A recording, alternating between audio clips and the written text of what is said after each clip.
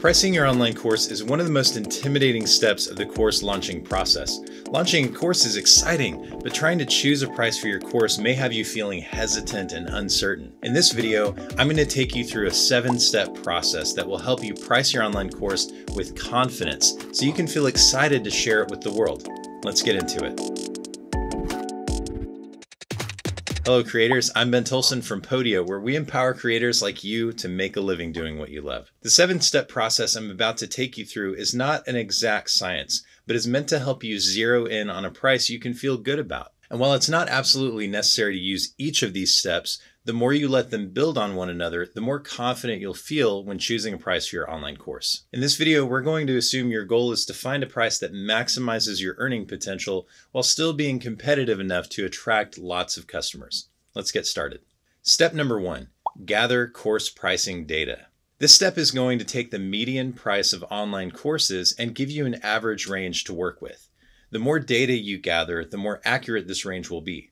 There are a couple of ways you can do this. First, you can go to websites where online courses are sold, like Udemy or Teachable, and send a message asking for their course sales data. Most course platforms maintain this data for their own purposes, and you might be surprised to find them willing to share that information with you. Second, you can browse online course marketplaces like Udemy and collect course prices on your own. Most of these sites allow you to filter and arrange information so you can collect a wide variety of data. In many cases, you can narrow results down by choosing a specific industry and using filters. Now, this data won't be quite as accurate as actual course sales data, but it's an okay place to start. Also, keep in mind that marketplace courses are generally priced lower than self-hosted courses or courses hosted on Podia, which we'll take into account once we've collected our data. As an example for this step, I've collected data from Udemy's site. When we plug in the numbers, we find that the median course price is $79. If we take 30% of the data points, 15% on either side of the median, we get a range of $45 to $125. We're going to adjust that number based on the percentage difference between marketplace courses and self-hosted courses and divide those numbers by 0.80. That's going to give us an adjusted range of $56 to $156. This gives you a rough idea of what most courses are going for and can serve as a starting point for where you might price your course. Step number 2, research courses in your industry. This step is similar to the previous one, except that you're going to try to narrow the field to courses that are most similar to your own. You'll factor in things like the specific industry or topic, the number of lessons, or whether it's for beginners or more advanced students. You don't want to narrow the field too much, but enough that you can get a good sampling of data. Once you've done that, you can apply the same calculation methods and take an average of the two. So this essentially gives us 2 different ranges, and we can take the average of those ranges and use that as a baseline for the following steps. Step number 3, determine your costs and net profit. Now that we've got an average range, we're going to set those numbers aside for now and make some other calculations. If you want your online course to make a profit, it's important to determine your total cost for creating and maintaining your online course. By calculating your total cost, you can figure out the least amount you should charge in order to make a profit. We're going to use a formula that combines the cost of creating and maintaining your course and the cost of marketing your course, and then use that to determine how many sales you need and at what price in order for you to make a profit. First, let's determine the cost involved in creating and maintaining your course. Course creation. Did you purchase equipment, software, or pay a company or freelancer to help you create the course? Course hosting. What are the costs for the website or platform where your course is hosted? Time cost. How much time did you take to create the course? How much time will it take you to launch and market the course? How much time will you spend on customer service after the course is launched? A quick note here about the value of your time. If you're not sure how much your time is worth, try to at least come up with the amount you'd need to make per hour to cover your cost of living. Now let's determine the cost of marketing. On average, course creators will need to spend 18.5% of their revenue on marketing in order to keep the course sales coming in. This means the previous cost that we talked about will equal 81.5% of the total you'll need to make in order to break even. Let's say your previous cost totaled $2,037.50. If you divide that number by 0.815, that gives you the total cost of your course creation, maintenance, and marketing combined, $2,500. Now that you've determined your total cost, you can divide that number by various price points to see how many sales you'd need in order to break even. At $2,500, you'd need to sell 25 courses at $100 each to break even, or 250 courses at $10 each to break even. Now let's say you've got an email list of 1,000 people. Assuming an average conversion rate of 2.35, you'd need to sell your course for about $110 in order to break even. Let's look again at the average range we came up with in the first two steps. It looks like we're right in the sweet spot, and that's assuming our marketing efforts don't produce results or that our audience doesn't continue to grow. Step number 4, use the product demand matrix. The product demand matrix is a framework that can help you understand how much your course might be worth on the market. It's broken up into 4 quadrants, representing 4 different types of products separated by cost and demand. In the low demand, low cost quadrant, we've got labor of love products, something you enjoy but is not necessarily profitable. In the low demand, high cost quadrant, we've got high-end products like luxury cars or watches. In the high demand, low cost quadrant, we've got mass market products like fast food hamburgers or department store items. And finally, in the high demand, high cost quadrant, we've got golden goose products like smartphones and computers. Looking at this matrix, you want to ask yourself the following questions.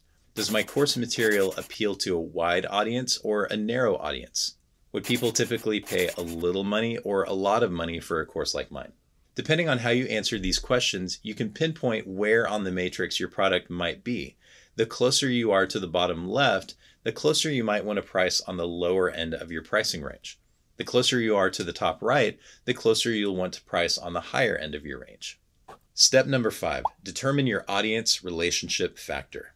Your relationship with your audience is one of the most important factors when it comes to determining pricing. If you haven't already started, you need to build an audience around the topic of your course and engage with your audience regularly, preferably on an email list. Assuming you have an audience, there are 3 variables that taken together can give you an idea of how to price your course.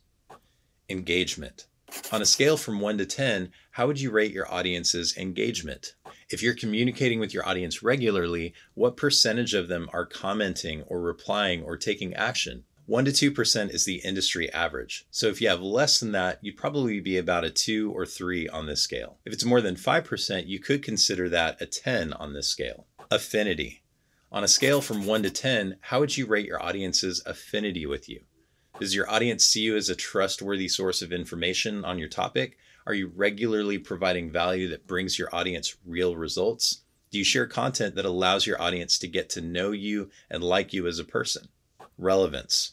On a scale from 1 to 10, how relevant is your course material to the needs of your audience? A perfect score in this case would be 30. So how did you do? This strategy is meant to help you think about pricing in the context of your relationship with your audience. If you scored high, but you priced too low, you might get more sales, but you could end up leaving money on the table. If you scored low, but priced too high, you might not end up selling enough to cover your costs. Knowing how you rank with these variables will help you have a better idea of how you should expect your audience to respond to your pricing. Again, think about where your price might be in the average range based on how you scored in this step. Step number 6, imagine your perfect customer's ROI. For your customer, your course is not an expense, but an investment.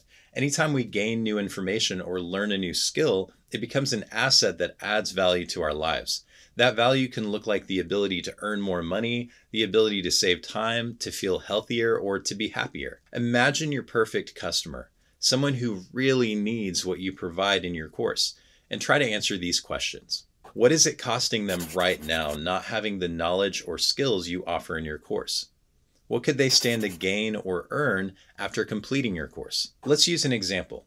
A developer currently makes $80,000 per year.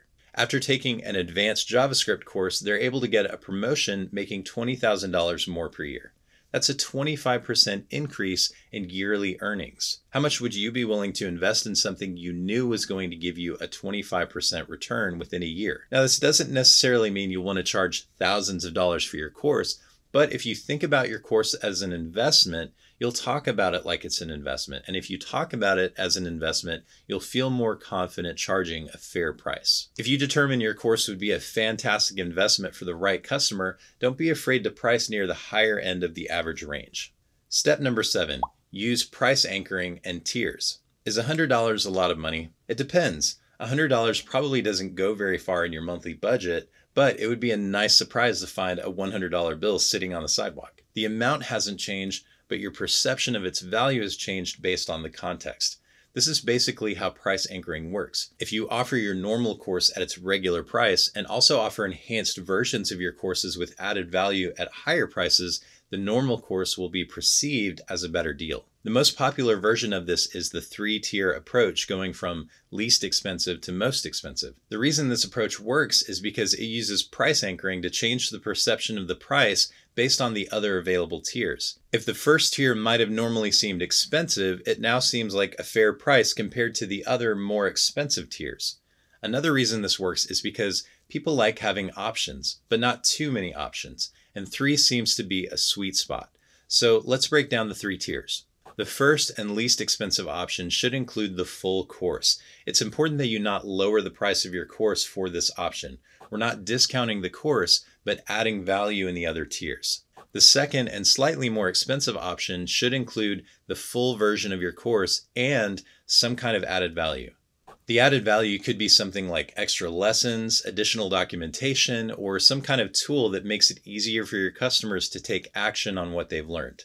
The third and most expensive option should include the full version of your course, the added value from the second tier, and even more added value.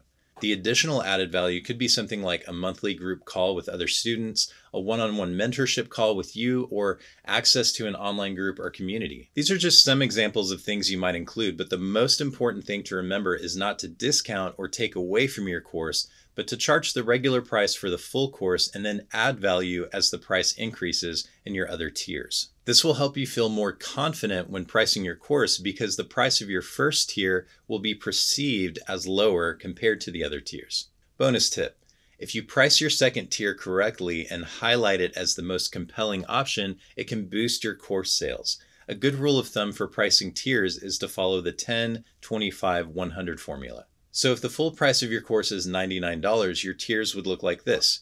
Tier 1, $99. Tier 2, $249. Tier 3, $999. As long as the value you're providing in each tier matches the price, Tier 1 will look like a no-brainer. Tier 2 will look like a great deal, and people who can afford it may still purchase Tier 3. Well, that was our 7-step process for pricing your online course. My hope for you is that after you've implemented some or all of these steps, you'll feel confident about your price and excited to share your course. What are some strategies you've used to price your online course? Let me know below in the comments. If you found this video helpful and you want more content like this, be sure to subscribe and hit that notification bell so you'll be sure not to miss any future videos. Thank you for watching, and I'll see you next time.